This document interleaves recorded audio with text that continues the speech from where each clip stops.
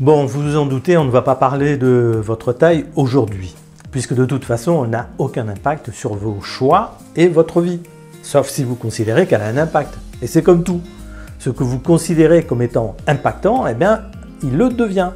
Trop grand, trop petit, trop maigre, trop gros, trop moche, trop je ne sais pas quoi, qui vous conduit à impacter négativement toute votre vie au lieu de la bonifier.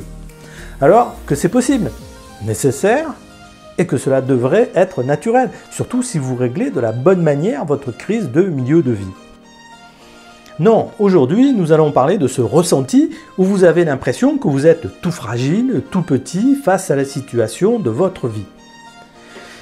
Et c'est vrai que lorsque vous vous trouvez au milieu de la tourmente de la crise de la quarantaine, ou quel que soit l'âge d'ailleurs auquel elle affecte le cours de votre vie, eh bien à ce moment-là, vous vous sentez très fragile.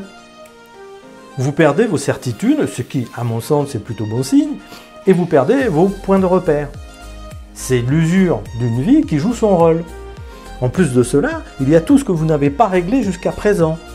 Cela va des blessures anciennes, aux non-dits et aux non-choisis, qui vous amènent à ruminer des pensées déprimantes. Ou ce que vous n'avez pas fait, pas réussi, pas vécu, ou ce que vous avez fait qui ne vous a pas convaincu, et que vous avez tout de même fait. C'est un engrenage qui vous conduit à des questionnements usants. Vous questionner, c'est bien.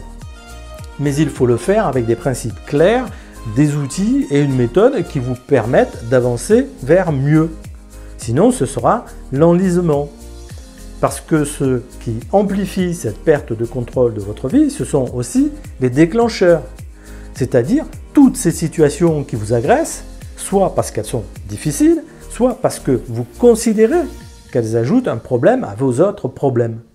Et cela va du conflit au travail, en passant par un manque de communication avec le conjoint, ou par un rapport compliqué avec toute autre personne.